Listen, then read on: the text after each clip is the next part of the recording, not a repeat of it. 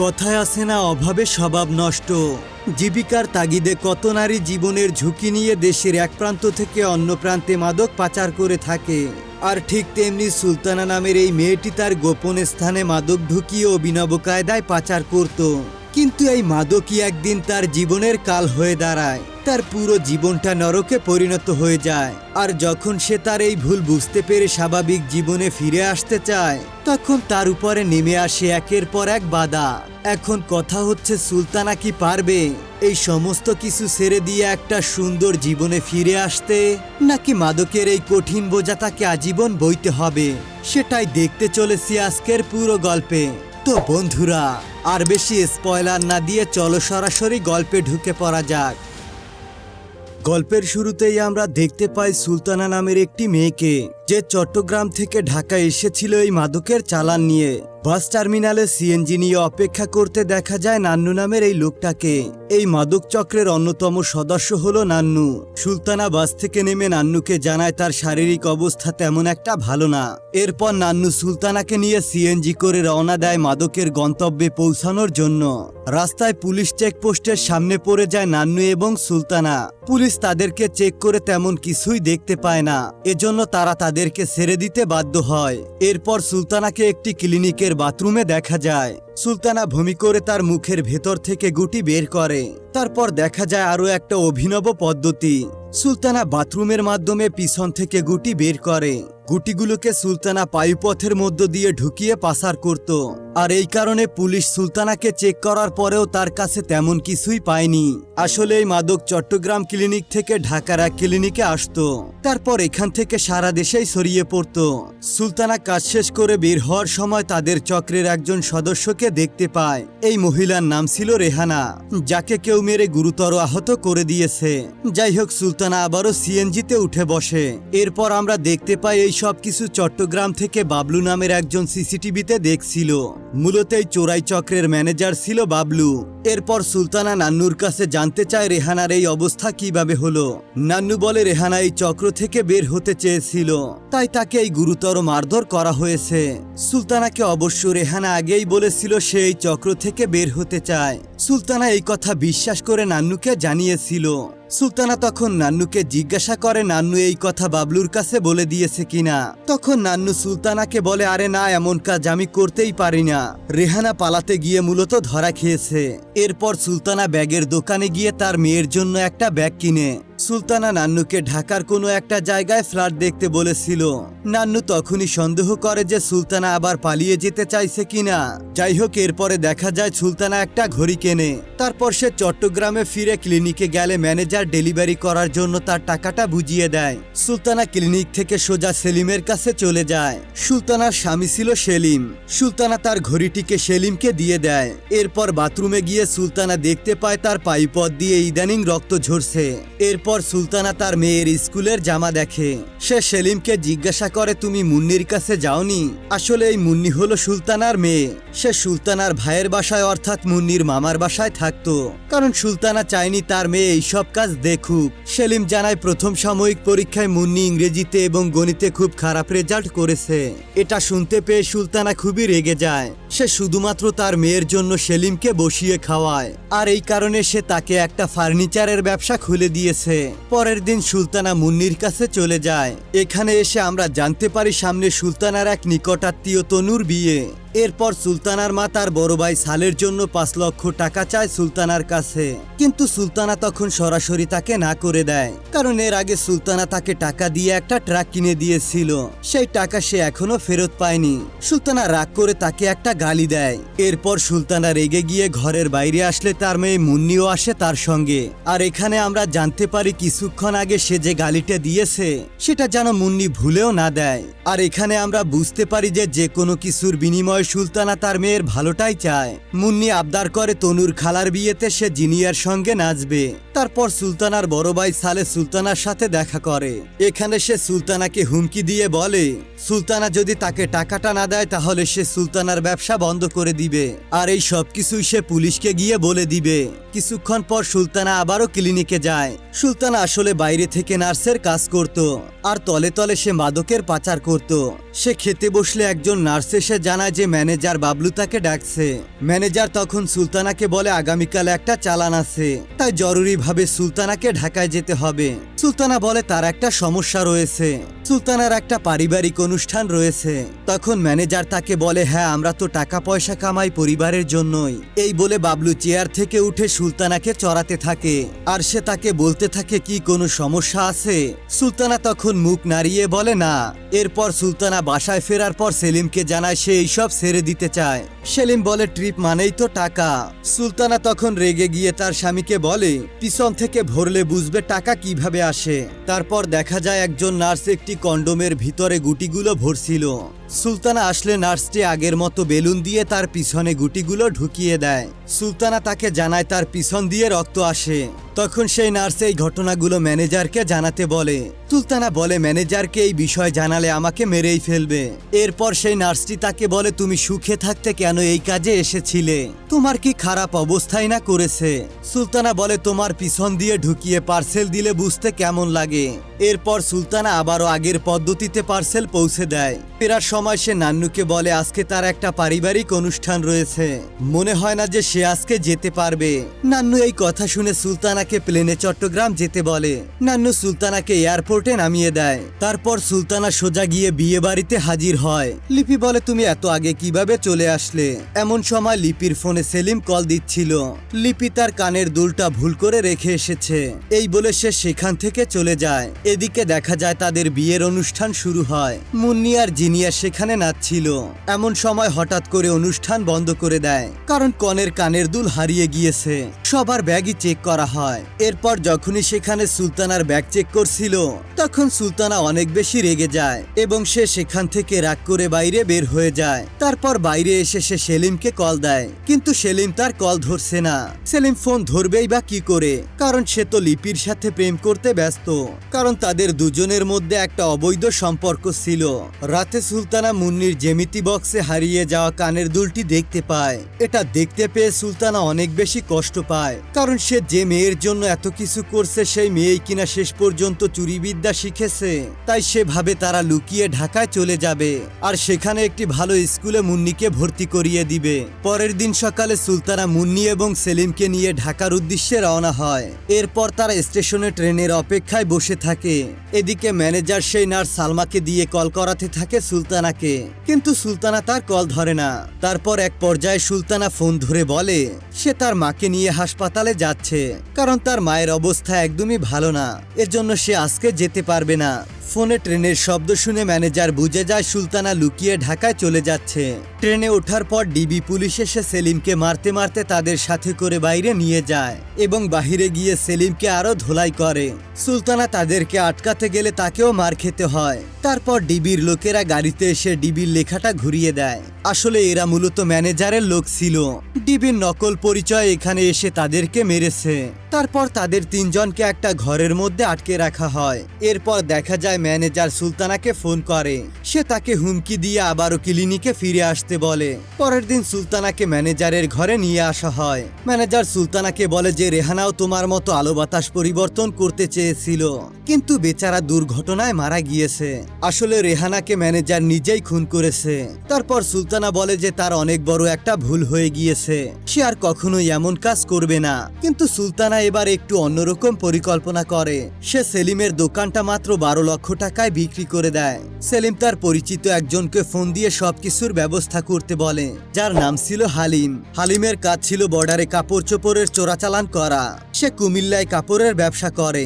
সুলতানার পরিকল্পনা ছিল যে এবারে ডেলিভারিতে ঢাকা যাওয়ার সময় কুমিল্লায় বিরতি দিলে সে সেখান থেকে পালিয়ে ভারতে চলে যাবে। এখানে মুন্নি আর সেলিম দুজন তাদের পরিচিত এক স্থানে চলে যাবে। সেখানে গিয়ে ঢুকিয়ে তারা তিনজন একসাথে মিলিত হবে। যাই হোক, প্রতিবারের মতো এবারও গুটি ঢুকিয়ে সুলতানা ঢাকার উদ্দেশ্যে রওনা হয়ে যায়। এরপর সুলতানা লক্ষ্য করে যে তার পিছনে তাদের দলের একজন তাকে ফলো করছে।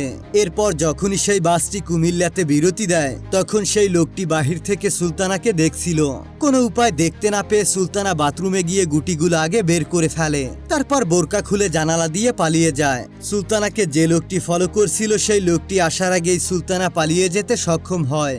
লোকটি ম্যানেজারকে কল দিয়ে জানায় যে সুলতানা পালিয়ে গিয়েছে। ওদিকে আবারও সুলতানা তার গন্তব্যে পৌঁছে যায় এবং সে সেলিমকে কল করতে থাকে। সেলিম ঘুমিয়ে থাকায় কল ধরতে পারছিল না। এরপর ঘুম ভাঙলে সেলিম সুলতানাকে ফোন করে। সে সুলতানাকে জিজ্ঞাসা করে এতক্ষণে তার চলে আসার কথা, কিন্তু তার দেরি হচ্ছে কেন। এমন সময় ফোনের চার্জ একেবারে শেষ হয়ে যাওয়ার কারণে কলটি কেটে যায়। আর তখন সেলিম বাসের জানালা দিয়ে দেখতে পায় যে একটা ট্রাকের দুর্ঘটনা ঘটেছে। এখানে সুলতানা খুব বেশি ভয় পেয়েছিল। এমন সময় হালিম সুলতানাকে পেছন থেকে ডাকায় সুলতানা খুব বেশি ভয় পেয়ে যায়। হালিম জানায় সেলিম তাকে ফোন করেছিল, ওদের আসতে দেরি হবে, তাই আপনি আমাদের সাথে আসুন। তারপর ম্যানেজারকে মাদক চক্রের প্রধান ফোন দিয়ে সুলতানার কথা জিজ্ঞাসা করে। আর একবার যদি পুলিশ সুলতানাকে ধরতে পারে তাহলে তাদের চক্রের সবাই ফেঁসে যাবে, তাই সুলতানাকে যত দ্রুত সম্ভব খুঁজে বের করতে হবে। সুলতানা ভয়ে ভয়ে একটি পুরনো বাড়িতে যায় হালিমের সাথে। আর এখানে সুলতানার তার প্রতি সন্দেহ হয়, তাই সে হালিমকে জিজ্ঞাসা করে সেলিমের ফোন বন্ধ থাকা সত্ত্বে আপনি কিভাবে হালিমের সাথে কথা বললেন। হালিম জানায় কন্ট্রাক্টরের ফোন দিয়ে সে তাকে ফোন করেছিল, কিন্তু সুলতানার লোকটিকে মোটেও সুবিধার মনে হয় না। কুমিল্লা সদর থেকে জানানো হয় আবু সালের ট্রাকটি দুর্ঘটনা হয়েছে। এদিকে সুলতানা স্বপ্নে দেখে ম্যানেজার আর নান্নু তার ওখানে চলে এসেছে আর তার মেয়ে আর সেলিমকে আটকে রেখেছে। এমন সময় কলিং বেলের শব্দে তার ঘুম ভেঙে যায়। সুলতানা দেখতে পায় যে সেলিম চলে এসেছে। এদিকে ম্যানেজারের লোকজন চারদিকে সুলতানা আর তার স্বামীর খোঁজ করতে থাকে, কিন্তু তারা তাদেরকে কোথাও খুঁজে পায় না। কেউ তাদের কোনো খোঁজ খবর দিতে পারে না। এদিকে সেলিম দেখতে পায় ওই বাড়িতে আগের বাড়িওয়ালা সমস্ত আসবাবপত্র ফেলে রেখে গিয়েছে। তারপর তারা সেগুলো দুজন মিলে দেখছিল। হঠাৎ হালিম তার পার্টনার পঙ্কজের ভাগ্নে প্রদীপকে নিয়ে আসে। আসলে সে প্রদীপকে এখানে নিয়ে এসেছে মুন্নির পড়াশোনা করানোর জন্য। আসলে সুলতানা মুন্নির জন্য একজন টিচার খুঁজছিল। এরপর তারা মুন্নিকে পড়াশোনার বিষয়ে কথাবার্তা বলতে থাকে। আর তখন প্রদীপ আর হালিম কথাবার্তা বলে সেখান থেকে চলে যাচ্ছিল, কিন্তু দেখা যায় প্রদীপকে বাইরে পাঠিয়ে হালিম বাড়ির বিষয়ে সুলতানা এবং সেলিমের সাথে কিছু কথাবার্তা বলে। সে বলে এখানে আগে এক কলেজের বিজ্ঞান শিক্ষক থাকতো, একদিন বেশি পড়ানোর জন্য নাকি তাকে কলেজ থেকে বের করে দেওয়া হয়। তারপর সে লজ্জায় ওই রাতেই বিদেশে চলে যায়। এরপরে সিন হাসপাতালে শিফট হয়। দেখা যায় সেখানে আবু সালে ভর্তি ছিল। সেখানে আবু সালের স্ত্রী লিপি একা ছিল। সালেককে খাইয়ে দিচ্ছিল লিপি। সালেক লিপিকে সুলতানা আর তার ট্রাকের বিষয়ে জিজ্ঞাসা করে। রাতে সেলিম সুলতানাকে বলে যে সে হালিমের ব্যবসায় 3 লক্ষ টাকা দিতে চায়, কিন্তু সুলতানা এতে রাজি হয় না। সে টাকাগুলোকে তার রক্ত পানি করে এনেছে। এছাড়া টাকা দিতে না চাওয়ার মূল কারণ হলো হালিমকে তার সুবিধার মনে হয় না। রাতের বেলায় সেলিম তার সিম পরিবর্তন করে লিপিকে কল করে। এরপর বলে তারা কালকে দেখা করবে। ঠিকানা জানতে চাইলে সুলতানা সেখানে চলে আসে আর সেলিম তখন তার কথা ঘুরিয়ে দেয়। পরের দিন হাসপাতালে সেলিম লিপির সাথে দেখা করে। লিপি সেলিমকে হাসপাতালে অনেক টাকা বিল হয়েছে সেই বিষয়ে বলে। সেলিম তখন লিপিকে বলে কোনো চিন্তা না করার জন্য, কারণ টাকার ব্যবস্থা নাকি হয়ে যাবে। যাওয়ার আগে সেলিম লিপিকে জড়িয়ে ধরে। এদিকে এই সবকিছু ফোনে রেকর্ড করছিল মামুন নামের একটা ছেলে। মামুন ম্যানেজারকে সবকিছুই জানিয়ে দেয়। ম্যানেজার লিপি আর সালেকে তার নজরে রাখতে বলে। আবু সালে এরপর ট্রাক টার্মিনালে একজন লোককে কল দেয় এবং তার ট্রাক সম্পর্কে জানতে চায়। তখন সেই লোকটি বলে ট্রাক তোমার বোন সুলতানার নামে রেজিস্ট্রেশন করা। সেও গায়েব, তোমার বোনের ট্রাকও গায়েব। এরপর সেলিম হালিমের সাথে একটা ডিল করে। সেলিম বলে সে হালিমের ব্যবসায় 3 লক্ষ টাকা নয় 5 লক্ষ টাকা বিনিয়োগ করবে, কিন্তু সেখান থেকে 2 লক্ষ টাকা সেলিমকে দিয়ে দিতে হবে। তবে এখানে সুলতানা জানবে সেলিম হালিমকে 5 লক্ষ টাকা দিয়েছে। এই 2 লক্ষ টাকা সেলিম লিপিকে দেওয়ার পরিকল্পনা করছিল। এরপর আমরা দেখতে পাই মুন্নিকে তার শিক্ষক পড়ানো শেষ করে উঠে যাচ্ছিল। এমন সময় সেখানে সুলতানা চা নিয়ে আসে। কিন্তু স্যার চা না খেয়ে বলে আমি একটা কথা বলি। অতি সংকোচের সাথে সে কথাটা বলতে থাকে। সে বলে গতদিন সে তার একটা দামি কলম পাচ্ছে না, হয়তোবা সে সেটি সুলতানার বাসায় ফেলে গিয়েছে। যদি সুলতানা পেয়ে থাকে তাহলে যেন তাকে সেটা ফেরত দেয়। রাতে সেলিম সুলতানার সাথে টাকার বিষয়ে কথা বলে। সুলতানা হালিমের দোকানে গিয়ে কথা বলতে চায়। ওই দিন রাতে সে মুন্নির কাছে স্যারের ফাউন্টেন কলমটা দেখতে পায়। এটা দেখতে পেয়ে সুলতানা অনেক বেশি কষ্ট পায়। পরের দিন সুলতানা মুন্নি এবং সেলিমকে নিয়ে হালিমের দোকানে যায়। যখনই তারা তাদের টাকা পয়সার ব্যাপার নিয়ে কথা বলবে এমন সময় সে টিভিতে দেখতে পায় চট্টগ্রাম এবং ঢাকার সালমা ক্লিনিকে কয়েকজনকে আটক করা হয়েছে এবং সেই সঙ্গে সেখানে পুলিশ ক্লিনিকের ম্যানেজার এবং বাকিদেরকে গ্রেফতার করেছে। সুলতানা এই খবর দেখতে পেয়ে চুপ হয়ে যায়। সুলতানা সেলিমকে 5 লক্ষ টাকা দেয়। পরের দিন সুলতানা মুন্নিকে একটি স্কুলে ভর্তি করিয়ে বাসায় ফিরে আসে। সুলতানা সেলিমের গাড়িটি দেখতে পায় বাড়ির নিচে। বাসার দরজা খুলে সেলিম অবাক হয়ে যায় সুলতানাকে দেখতে পেয়ে। সুলতানা ঘর থেকে টাকার কিছু বান্ডিল এনে লিপিকে দেয়। তারপর সেলিম লিপিকে তার গাড়িতে করে পৌঁছে দেয়। এরপর সুলতানা মুন্নিকে নিয়ে যখন স্কুলে যাচ্ছিল তখন পথে নান্নু তাকে ধরে ফেলে। কিন্তু নান্নুকে দেখতে পেয়ে সুলতানা অবাক হয়ে যায়। তারপর নান্নু সুলতানাকে নিয়ে একটা পার্কে যায়। আসলে সে ভেবেছিল ম্যানেজাররা হয়তোবা পুলিশকে সুলতানার সমস্ত কথা বলে দিয়েছে, তাই হয়তোবা নান্নু তাকে খুঁজতে এসেছে। নান্নু সুলতানাকে সেলিম আর লিপির জড়িয়ে ধরা ভিডিও দেখায়। তখন সুলতানা উপস্থিত বুদ্ধি কাজে লাগিয়ে মুন্নিকে নিয়ে পালিয়ে যায়। ওদিকে বর্ডারে মাল আনতে গিয়ে সেলিম পুলিশের হাতে ধরা পড়েছে। এই কথা সুলতানাকে জানানো হয়। পুলিশ থানায় যেতে বলে সুলতানাকে তার স্বামীকে সারিয়ে আনার জন্য। সুলতানা এরপর তার বাসায় গিয়ে দেখতে পায় নান্নুর লোক সেখানেও হাজির। এরপর সে হালিমের দোকানে গেলে দেখতে পায় তার দোকানটাও বন্ধ। তখন সুলতানা প্রদীপের কাছে যায়। তারপর সুলতানাদের নিয়ে প্রদীপ একটি পরিত্যক্ত জমিদার বাড়ির সামনে যায়। সেখানে কেউ যাওয়া আসা করতো না। এরপর সুলতানা সবকিছুই তাকে খুলে বলে। সুলতানা প্রদীপকে বলে তার বাসার মধ্যে খাটের নিচ থেকে ট্রাঙ্কের ভিতর থেকে একটি কালো ব্যাগ এনে দিতে, যেখানে 5 লক্ষ টাকা রয়েছে। প্রদীপ সুলতানার বাড়িতে গিয়ে তার কথা মতো কাজ করে। কিন্তু নান্নুর লোক তাকে বাসায় ঢুকতে দেখে খোঁজ করতে শুরু করে। কিন্তু প্রদীপ জানালা দিয়ে ব্যাগ নিয়ে পালায়। প্রদীপ সেখানে তার ফোনটি ফেলে যায়। এদিকে পুলিশ সুলতানাকে বলে থানায় না আসলে সেলিমকে কোর্টে চালান করে দেওয়া হবে। সুলতানা রেগে গিয়ে বলে তার কোনো স্বামী নেই। এরপর হালিম সুলতানার বাড়িতে গেলে নান্নুর লোক হালিমকে সুলতানার লোক ভেবে সেখানেই গুলি করে মেরে ফেলে।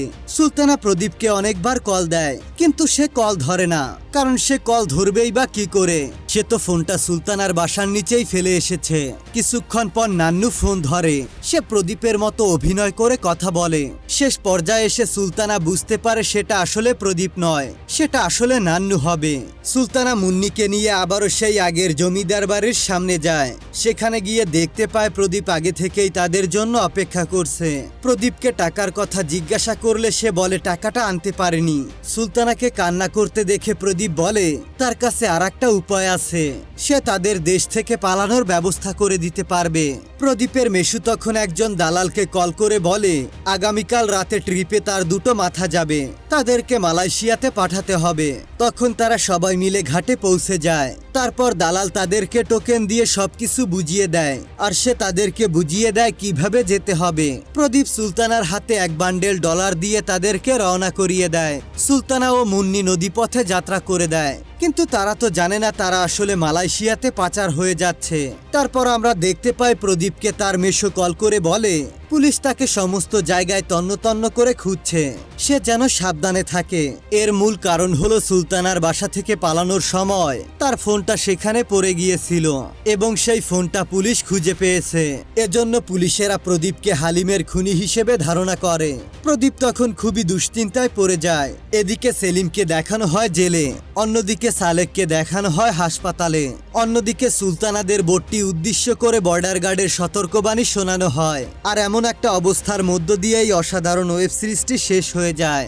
তো বন্ধুরা, তোমাদের কাছে আজকের গল্পটি কেমন লেগেছে সেটা অবশ্যই কমেন্ট করে জানাবে।